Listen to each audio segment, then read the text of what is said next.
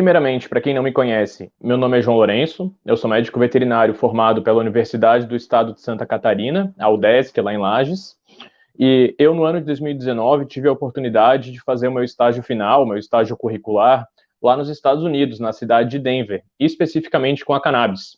Nesse meu estágio, eu pude aprender tanto sobre a planta cannabis, pude visitar cultivos e laboratórios que fazem a testagem, a fabricação e a testagem de qualidade dos produtos, pude acompanhar a parte clínica, acompanhando vários pacientes que tinham indicações de serem tratados pela cannabis, e pude também participar da parte educativa dessa empresa que eu fiz o meu estágio.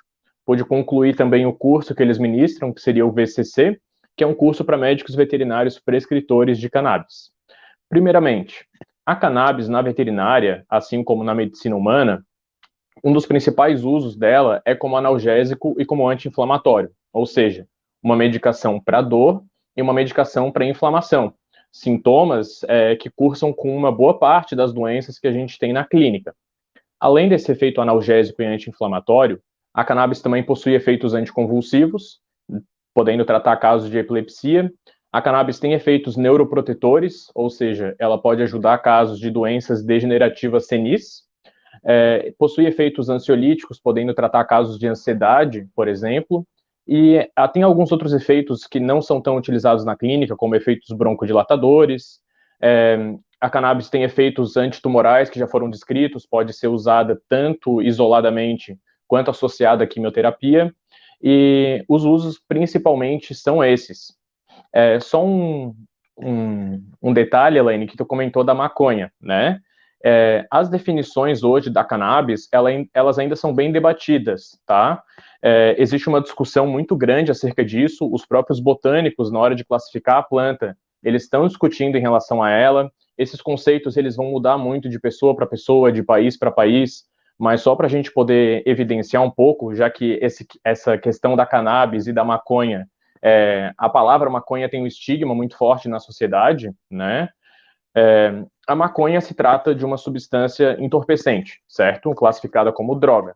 A cannabis é uma planta. A cannabis sativa é o termo científico que nós usamos para definir a planta que vai produzir essas substâncias entorpecentes. Só que, além dessa substância entorpecente, a cannabis ela vai produzir mais de 400 moléculas que não vão ter efeito psicotrópico nenhum, mas elas vão possuir efeito terapêutico. Ou seja, a cannabis vai dar origem à maconha. A maconha é cannabis, mas a cannabis não é só maconha. A cannabis também é medicinal e a cannabis também tem um uso industrial, onde certas seleções genéticas da planta foram utilizadas para a fabricação de uma fibra que pode ser utilizada para a confecção de fibra têxtil, como roupas, pode ser utilizada para a fabricação de biopolímeros ou de bioplástico, para a fabricação de biocombustível, e até mesmo tijolos hoje são feitos a partir da cannabis. Eu só vou pontuar essa questão da maconha porque não existe nenhuma realidade de uso adulto da cannabis na veterinária. A veterinária, a gente só tem o uso medicinal dessa planta. É mais ou menos o mesmo caso da coca, né, Lourenço? Porque a coca também que é tratada como uma droga por quando ela vira cocaína, mas que lá nos Andes ela é vida para o pessoal dos Andes, né? Muito importante essa tua explicação aí para a gente justamente tirar esse estigma, né? Que não é o uso do óleo da cannabis não significa que tu está tendo a mesma sensação que fumaria um cigarro de maconha. Queria que tu explicasse, perfeito. Então, como é que se usa isso nos animais, né? Como é que é? É através do óleo também? É através, principalmente, do óleo, tá? Existem outras vias, como uma via intranasal, por exemplo, através administrar a medicação através do focinho do animal. A grande maioria dos meus pacientes eu trato através de um óleo. A dosagem da cannabis, ela é muito individual. Ela não vai seguir a mesma lógica de medicações alopáticas, onde a gente tem uma dosagem tão fixa de miligramas por quilo, correto? A cannabis, a gente percebe que o sistema atuante da cannabis, que é o sistema endocannabinoide, ele possui oscilações tanto entre os indivíduos, quanto dependendo da fase de vida deles, ou seja, ele varia de pessoa para pessoa, de animal para animal. Isso já é uma variável bem grande para a gente poder calcular a dosagem da cannabis. E, além disso, como a cannabis produz mais de 300 moléculas que vão ser bioativas, essas moléculas vão oscilar de planta para planta, dependendo de sua genética, das características do cultivo, características da iluminação, ventilação, substrato. Então, ela também vai produzir moléculas diferentes dependendo da planta. Isso associado à variabilidade do sistema endocannabinoide acaba oscilando um pouco a forma que a gente faz essa dosagem. Então, a dosagem ela é feita numa forma de óleo, sempre numa forma crescente. A gente inicia com uma dosagem mais baixa e vai elevando com o tempo até nós termos os efeitos terapêuticos que nós queremos observar. Quando nós chegamos nesses efeitos terapêuticos desejáveis, nós estabilizamos a dosagem, mantemos ela um pouquinho mais fixa e mantemos ela a longo prazo. Por isso que o acompanhamento veterinário nas terapias com a cannabis, ele é essencial, porque é só um médico veterinário que vai conseguir realmente definir quais vão ser as metas do tratamento, quais vão ser as expectativas dele e quando que vai ser a hora de a gente estabilizar essa dosagem e manter ela a longo prazo. E como que tem sido para vocês, né, na medicina veterinária, fazer uso dessa medicação com as pessoas? Quer dizer, assim como tem o preconceito com relação ao uso disso em ser humano, provavelmente também as pessoas, quando falam usar cannabis, também pode ter um certo medo de usar, né? Como é que tem sido para vocês esse trabalho aí, que é um trabalho meio que está começando no Brasil, né? Perfeito. Assim, Elaine, existe um certo preconceito, com certeza. Não é uma coisa que eu enfrente rotineiramente na clínica, tá? Muitas das pessoas que me procuram quando a cannabis é a primeira opção delas, elas já são pessoas que não têm esse estigma em relação à maconha ou em relação à cannabis. Elas são pessoas que têm a cabeça aberta o suficiente para já procurar a cannabis como a primeira fonte de terapia para o animalzinho delas.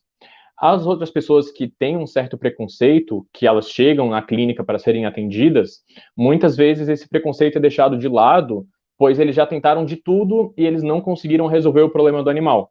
Então, a última chance dele é a cannabis. Então, os tutores, na grande maioria das vezes, deixam o preconceito um pouco de lado, devido à necessidade de tratamento do paciente. Eu, particularmente, não vejo muito preconceito em relação aos médicos veterinários. A grande maioria dos profissionais que eu conversei tem um grande interesse na área, pois, como a gente comentou, não tem o uso adulto da cannabis na medicina veterinária. Ou seja, não existe nenhum tipo de preconceito ou qualquer tipo de justificativa que eles queiram alegar que a gente esteja utilizando a maconha, certo? O nosso uso é estritamente terapêutico. E qual é o índice de sucesso, né, nas terapias que se faz com a cannabis nos animais que têm esses problemas, como tu já colocaste aí? Dor, inflamação, enfim, epilepsia. Para dor e inflamação funciona muito bem. Eu acredito que uma maior parte dos meus casos seja tanto de dor e inflamação quanto de epilepsia. Tenho resultados bem significativos. É claro que vai depender muito da condição do animal, vai depender quanto tempo que ele está com essa doença, qual que é a doença que ele tem. Como eu comentei antes, a cannabis ela consegue tratar uma gama muito grande de doenças, variando desde doenças neurológicas, doenças articulares, doenças até intestinais. Então, depende muito de qual doença que a gente está falando. Eu vou dizer que a grande maioria dos meus pacientes, cerca de 90% para cima, apresentam alguma melhora. Alguns apresentam uma melhora mais significativa, outros um pouco menos, mas a grande maioria tem um certo nível de melhora que, na grande maioria das vezes, satisfaz bastante os tutores. A cannabis ela é utilizada muitas vezes para manutenção da qualidade de vida, ou seja, não é uma terapia que nós vamos resolver o problema. Alguns dos problemas eles não são solucionáveis nem de forma clínica, nem de forma cirúrgica. Nós só conseguimos ter medidas paliativas para controle dos sintomas. E nisso a cannabis consegue agir muito bem. Ela consegue dar conforto para os animais, especialmente esses que têm dor crônica, aonde uma boa parte não tem uma opção terapêutica adequada. Eles não podem tomar um corticoide por muito tempo, um anti-inflamatório por muito tempo, um opioide da mesma forma. E a cannabis, ela se apresenta muito segura. Nós não temos um registro de óbito por overdose de cannabis em humanos, então ela se demonstra extremamente segura para a gente conseguir utilizar em pacientes que sejam geriátricos, pacientes idosos ou pacientes que estejam muito debilitados. E no Brasil é fácil encontrar cannabis para animais? Na verdade, o maior uso aqui no Brasil ainda é para pessoas. Existem muito mais pessoas e famílias que buscam o óleo do que pacientes veterinários. Às vezes é um pouco complicado porque não é uma coisa tão midiática, nós não vemos isso tanto na mídia, mas eu diria que hoje está relativamente acessível nós conseguimos a terapia com a cannabis, tanto para veterinária quanto para medicina humana. Nós temos produtos importados que realmente são um pouco mais caros, mas nós temos diversas associações que trabalham aqui no Brasil. As associações, elas funcionam, elas têm uma estrutura de pessoal que conseguiram uma autorização na justiça para fazer o cultivo. Eles conseguiram ou uma liminar de um juiz que autoriza a produção das medicações, ou eles realizam os cultivos e as produções no que eles classificam como desobediência civil. Eles reconhecem que a lei proíbe, mas eles dizem, e eu concordo com isso, de que a lei não está acima da saúde. As pessoas têm direito à saúde, a cannabis, em muitos dos casos, ela é a melhor opção terapêutica, e as pessoas têm o direito de ter acesso a essa terapia. Então, elas entram em contato com as associações fazem o acolhimento e o cadastro dessas pessoas e conseguem fazer o fornecimento das medicações. Inclusive, eu tenho várias associações que eu já trabalhei e que eu trabalho, posso indicar para qualquer um que tem interesse, e essas associações podem fazer o fornecimento do óleo e podem botar a pessoa interessada em contato com um médico, tanto humano quanto um médico veterinário, para iniciar essa terapia. Eles podem me procurar nas mídias sociais, podem me seguir no Instagram, meu Instagram é João Lourenço Medvet. Eu atendo aqui em Florianópolis, sim. Eu dei um tempinho dos atendimentos, pois eu estou me dedicando ao meu livro. Meu livro vai ser lançado mês que vem. Quem tiver interesse também pode me seguir nas redes sociais, que vai ser divulgado por lá. E depois do livro, eu estou planejando montar um curso. Então, os atendimentos eu faço. Agora eu estou com uma dedicação um pouco mais teórica, um pouco mais educativa, mas em caso de necessidade eu posso atender com certeza, especialmente se tiver indicação já de outro veterinário que esteja trabalhando no caso.